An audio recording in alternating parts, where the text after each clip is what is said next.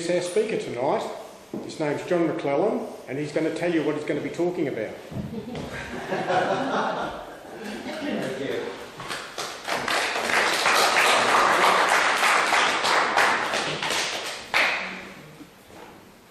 Okay, the story of an uncovered advertisement on Guildford Road. Right.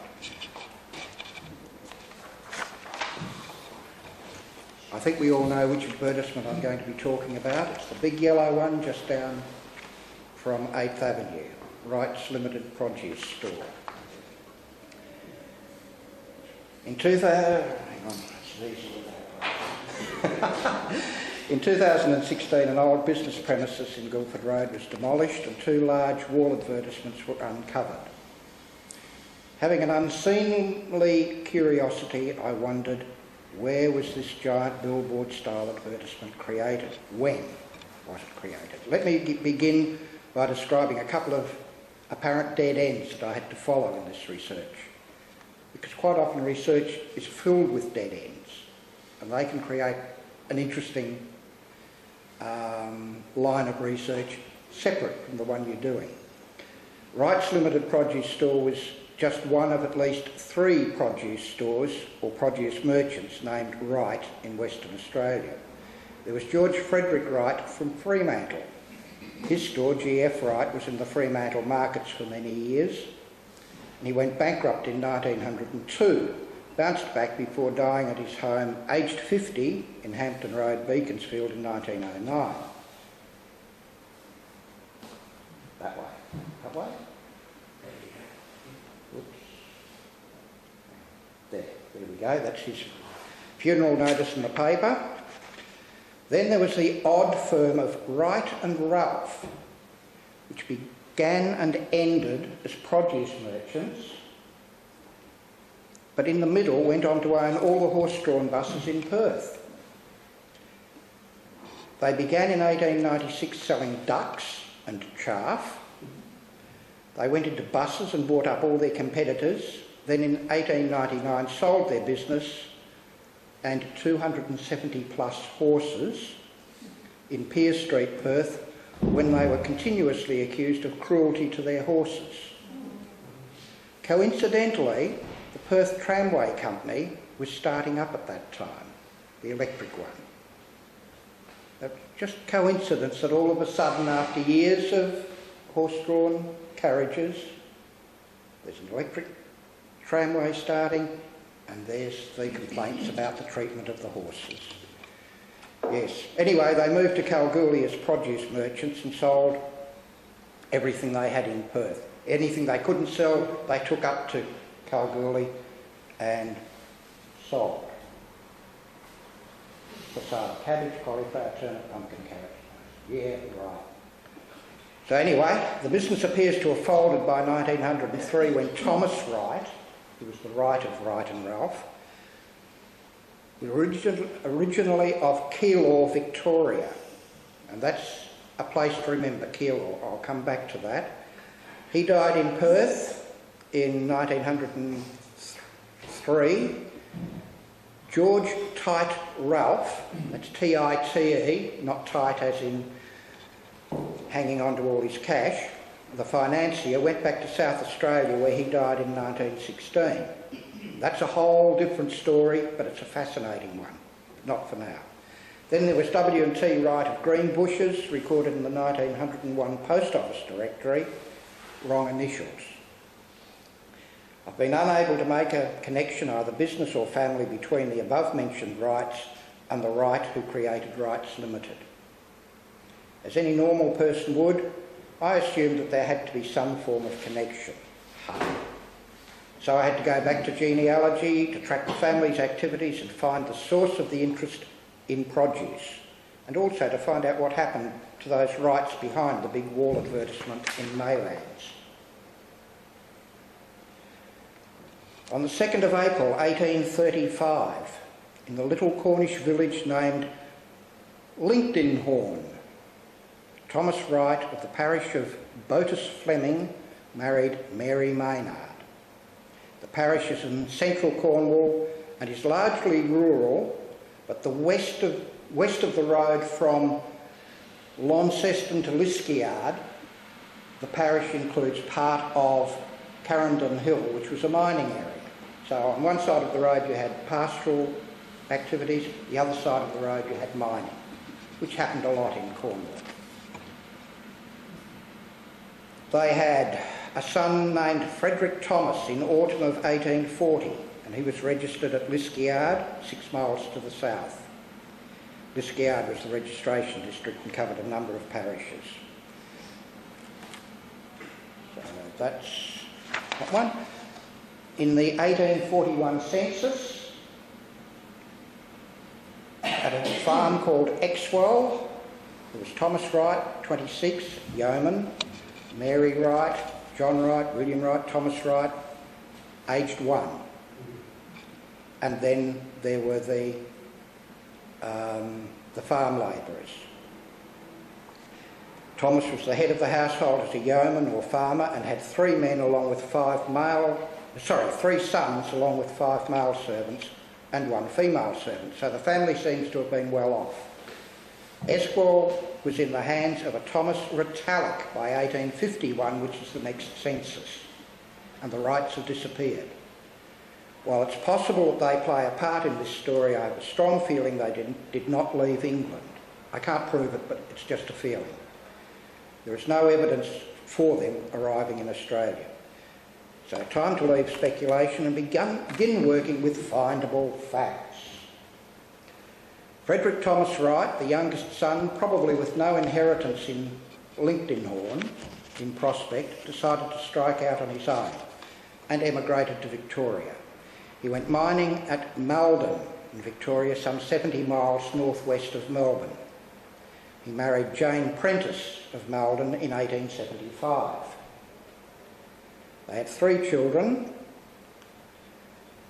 Lillian, born in 1876, Frederick William Maynard Wright, born in 1879, and Archibald John Valentine Wright in 1881, all born in Malden, and they loved these multiple Christian names.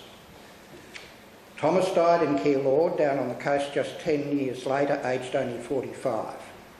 His mother is shown as Mary Maynard, so he's definitely the right. Sorry about that. Oops, wrong one. So that's his death certificate, and there is Mary Maynard. And we know that she was his mother from stuff in Cornwall. There is a so far unexplained coincidence here. Thomas from England dies in Keilor, Victoria. Thomas Wright from Keilor came to Perth and began a produce business. Went to Kalgoorlie, where the family of the Cornish Thomas Wright arrived at the turn of the century. And that one died in 1903. There isn't a spare Thomas in the known family. There's more research needed. Okay, so born in Victoria in 1879, Frederick William Maynard Wright, note the Maynard in the name, appears to have chased gold or gold's associated wealth to Kalgoorlie. In 1901 he gained an engine driver's licence from the Mines Department. In 1903 he returned to Malden to marry Maud Scottson, a teacher at Malden Primary School and probably a childhood sweetheart. They travelled back to the West Australian goldfields. Here he was on the committee of the Kalgoorlie Racing and Trotting Club. He played football for the Trafalgar Second Wrights, that's their B grade team. They also had 4 children in Kalgoorlie: Esther Dorothy Wright in 1904, Frederick Scottson Wright, they love using the wife's name, maiden name. He was born in 1906, Ernest Archibald Maynard, there's the Maynard again, in 1908, and Arthur Reginald in 1910. There was also a 5th child, Kathleen, who was born in Perth in 1915. In May 1909, apparently out of the blue, F.W. Wright & Co. appears and successfully tenders to supply chaff to the Kalgoorlie Council. his tender of £5, 15 shillings per tonne for chaff was accepted. The "and co" will be explained later. He continued to win tenders and conduct the business of a produce merchant, and by August of 1910 he expanded by buying a competitor, J.D. McConnell. In August of 1911 he branched out. With his interest in racing, he imported a noted trotting stallion from Victoria and was selling his services. Frederick was proving to be a go-getter. This was why I was looking for a connection with the other Wrights, as Frederick was apparently moving fast, which is difficult without a bankroll to back you up. He left his brother Archibald as the manager of the Kalgoorlie store in 1912 and opened a Perth store in 1913. The move was possibly for the education of his children. So all of a sudden we've got A.J. Exel as his partner at 96 Beaufort Street. And they were General Commission agents of Kalgoorlie and Beaufort Street, Perth. The partnership was short-lived and only lived until 1915 when they went their separate ways. No idea why, just happened. Through World War I, F.W. Wright and Co. patriotically subscribed to a number of war funds and later took part in ugly men's activities. Fred was using his staff to perform their charitable duties. At the same time, the stores were selling chaff, grains, horses, sulkies, trotting aids, and they were agents for peerless flour. In 1918, he suffered a work accident and broke his arm. In 1923, they made a short-lived move into land agency, and their pricings for chaff and grains were also used by the West Australian newspaper as the standard for West Australian produce. The Kalgoorlie store had moved to Brockman Street, and the Perth store had moved to Wellington Street near the railway station to facilitate the supply and auctions of chaff and grains. In 1924, the firm took a Mr. George Ing to court, and in doing so revealed a lot about themselves. Archibald, Archie, was F.W.'s younger brother, and he stayed in Kalgoorlie, running the Kalgoorlie store.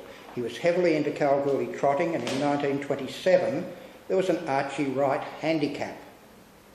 He married the proprietress of the Tivoli Hotel and seems to have stayed there all his life.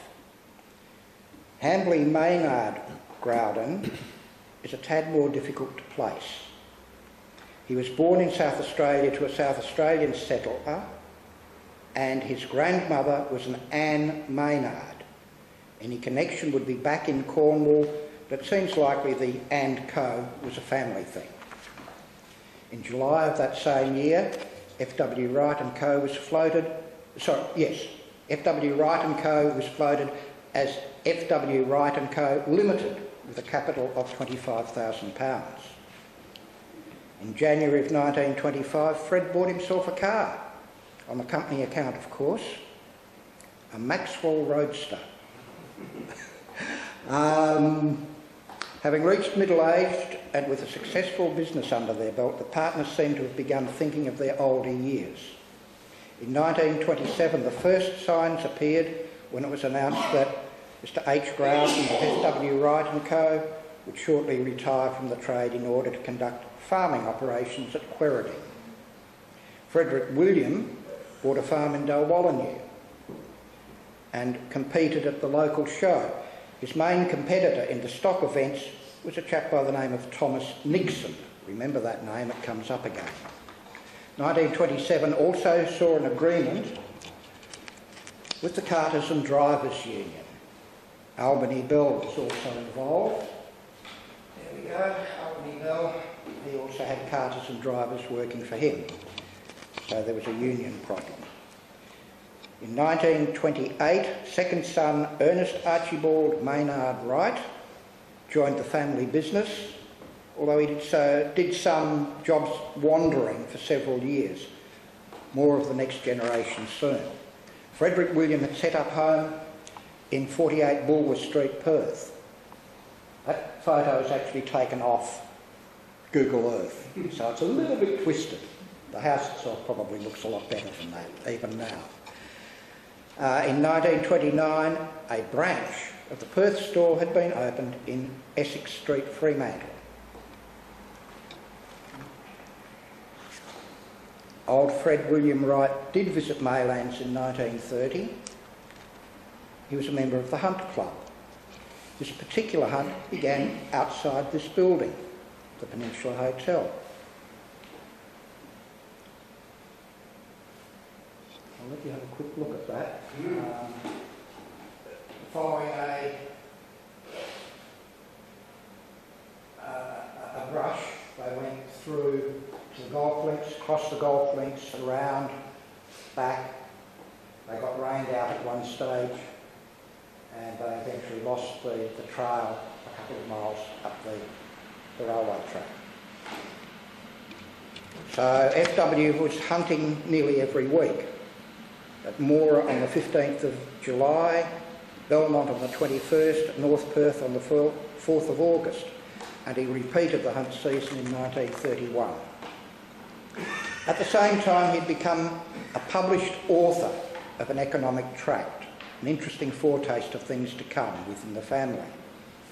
This was the first of a number of pamphlets and books published under his name. He also became a well-known public speaker, in person and on radio, mainly on 6WF, West Farmers Radio, the original 6WF.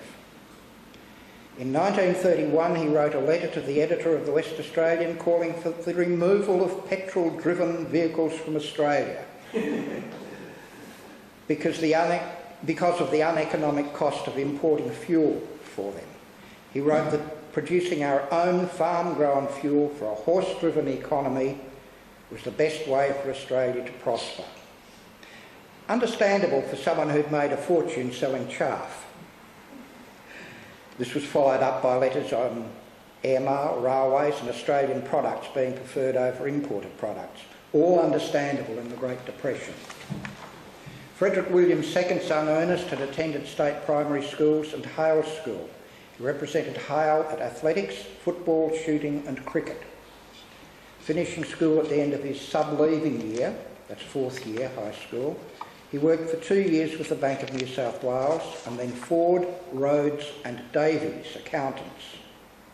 In 1928 he joined his father's agricultural machinery and produce business, F.W. Wright & Co. After he qualified as an accountant in 1930, he set up his own accountancy firm, E.A. Wright & Co. in the family's Perth business premises. On the 23rd of April 1932, he married Pauline McLennan at St George's Cathedral, Perth. She was the daughter of the Archdeacon W.J. McLennans. Yes, there's a contradiction within this because he's shown as the eldest son when Frederick Scottson Wright had been born 20 months before Ernest. My initial thought was, he's fallen out of favour with the family, but no, it was just a newspaper misprint. Frederick Scottson was born in 1906. He lived until 1984 and he's buried in Karrakatta. However, it may have been newspaper misprint. F.W. Wright & Co. continued on. The eldest son went into farming at Dalwallinu and married one of the Nixon girls. Remember I said that Thomas Nixon was his main competitor in the shows? So the families combined. Not once, twice. The eldest of the Wright girls married one of the Nixon boys as well. So there's the double connection. The third son, Arthur, married into the Piper family of Peppermint Grove. They were into law, and they may have moved to Sydney. So the 1909 beginning for the firm is thrown into doubt by an advertisement in the West Australian in January 1933. The first notices of the firm are in 1909 in the press, but they could have been going from 1906. So, yeah, big advertisement. In January 1934, F.W.M. Wright, the father, was elected to the Perth City Council at a by-election. By 1937, the firm had weathered the Great Depression and was looking to expand its inventory, and we see an international move. This was probably an initiative from young Ernest, as old FW was so opposed to importing foreign goods into Australia. In 1938, a fellow F.W. Wright employee also took a trip and returned to set up business for himself. Business in WA was growing again after the Depression. In the meantime, F.W. Wright & Co. had expanded with a Gosnells branch. 1939 arrived, and the oldest and youngest Wright joined the RAAF as ground crew. Frederick from Dalwallinu joined in Perth, and Arthur joined in Sydney. Ernest didn't join up, although F.W. Wright & Co. were major contributors to an assortment of patriotic funds, same as in the First World War. Cousin James, Archibald's son from Kalgoorlie, also joined the RAAF. In 1943, Ernest was finding ways to, dare I say, profit from the war conditions. In keeping with his father's views on petrol and other imported fuels, he was working to find a better way to power the gas engines which were being used while petroleum products were unable to be imported. He developed a way to utilise the sawdust from their mills at Dwellingup by converting them into briquettes of charcoal. So, yeah, he's a bit of a war profiteer as well. By now, old FW was 64 years old and preparing for business retirement, although he continued in his Perth City Council role. The firm was still doing what it had always done, basing itself upon horses. Oops, hang on, that's the briquettes. And yes, basing themselves upon horses and their needs. Perhaps they could be best described after their produce sales as used horse salesmen. As a large firm with a large inventory, there were instances of criminality. In 1945, the manager of the Fremantle store was in hospital for some reason, and two of his trusted employees decided to make a little profit on the side. Late in 1945, there was a sign of something new beginning to happen within F.W. Wright & Co. It will become clearer very soon. A major drill up to 2.5 inches for £80. That's something that doesn't appear to have a connection with chaff. And it's from Roebourne. From 1944, the Wrights have been advertising for staff in their Perth office. In 1946, there was a move to modernise. Hang on, that's what I did. I'm skipping one there. There was an advertisement for a bookkeeping machine, Remington or Underwood, must be in good condition. So they were looking to modernise their office equipment. Then, in 1948, an apparently sudden new interest in Ernest Wright's life. This is the son. It is revealing that there's no petroleum prospect within that area, yet there were vast reserves of iron ore. Passing strange. And that's nowhere near the Rough Range prospect, which is up near Ningaloo and Exmouth Gulf. This is the inland of Australia. All very strange.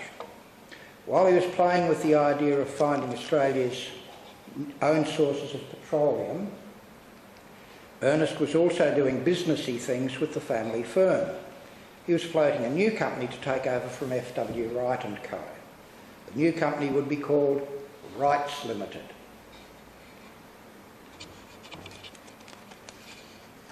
And there they are, £25,000 again. By 1951, they'd also opened a store in the Maylands. It's amazing what you can find. There's no major notice of it arriving or anything.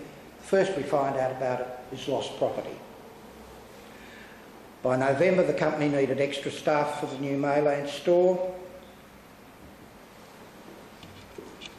181 Guildford Road was the site of McWater's produce store. McWater's was a second generation Maylands business which had been there since at least 1915. Clarence McWater seems to have sold it to the Wrights because of ill health, because he died in 1952, aged just 57. The 1951 annual report reveals that the Mayland store had been opened around March 1950, which brings us back to where we started. When was the advertisement put up? That big yellow advertisement that we see for Wrights Limited, it was put up in March 1950. Technically, that's the end of the story I wanted to tell, but there are a few loose ends to be tied up. Wrights Limited continued to expand with branches opened in Midland and Maddington. The founder of the firm, Frederick William Maynard Wright, retired from the Perth City Council in 1951 due to ill health, just after the sign was put up, and died on the 12th of July 1961 in Dalkeith at the ripe old age of 82. His successor, second son Ernest, needs some further explanation. While at Hale School, he became friends with a fellow student, Langley Hancock.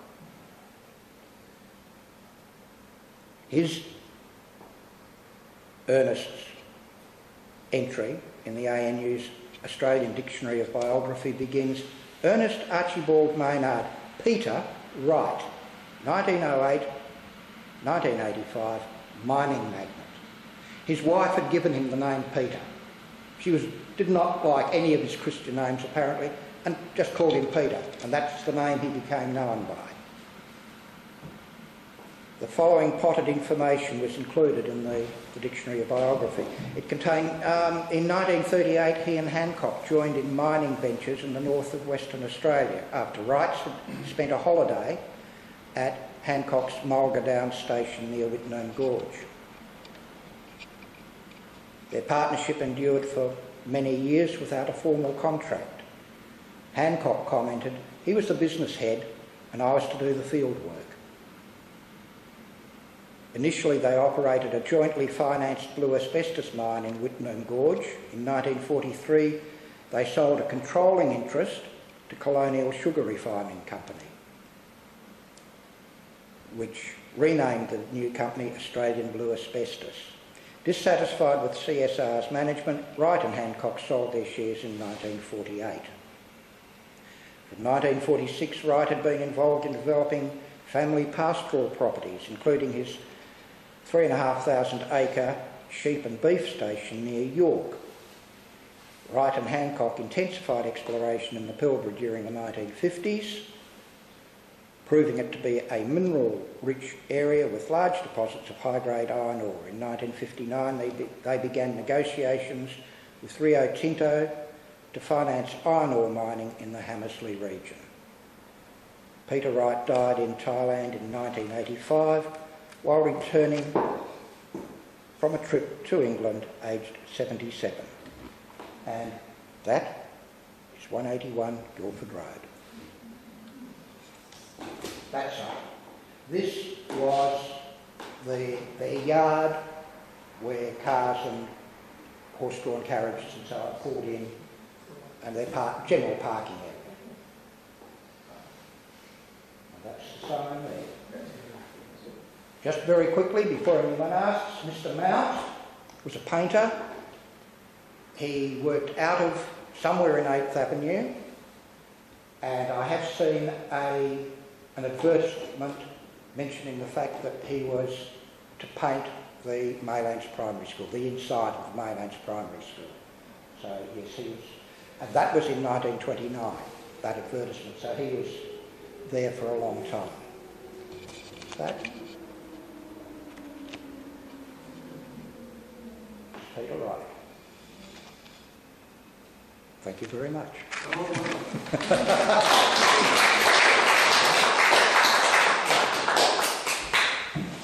Wow, what a valuable bit of research that is, and the Maylands Historical Society has their researcher with all that information. I'm sure that's valuable information, and put in that way that wouldn't have been done elsewhere. No, Yeah. so And it's thank you. fun. Well, I'm so glad you're so enthusiastic about it, which is obviously you are. Thank you very much, John. I'm buzzed. As usual, as we are to do here, I offer you a red or a white or a box of chocolate, and you've got a choice. I'll go the white. White this time. Yes, I should be asking for questions. Yeah, well, I can refer to the fact that I sold a truckload of oats there at Wrights on Guildford Road Did you? in about 1960, 61. Right. Thank you for that. Cash delivery. Yes. They paid cash. Oh, we paid cash out. Right. But the West Farmers weren't offering a hell of a price at all at the time. So Wrights were paying better. So yeah, it was closer to Yeah. through. Because West Farmers were all the way in town, weren't they? Yeah, I was in Fresh Offer. Yeah. Right. But they've got a store there. Yeah. Because going back prior to bulk handling, that's why they weren't offering much money, and a lot of the farmers were losing money because of the low costs of production. So they did form themselves to get the bulk handling going. Yeah. But prior to that, they would get the stock exchange price. Someone would send a telegram, ring up an agent in town, and they'd go out and offer another price. And of course, they weren't very. They had several agents coming around to the different farms. And it was really a case of find out the price. Yeah, It's low today, maybe it'll be higher tomorrow. I'll leave it till tomorrow. yeah, But there was a limit to how long you could leave it for. well, I never had anything to do with that because it was prior to my mum and my grandparents' time. Right. The wool only had us like this too. Yeah. A few of the Jewish buyers going around offering so much per pound of wool. Yep. Sounds like that opens up a Pandora's box. It does indeed.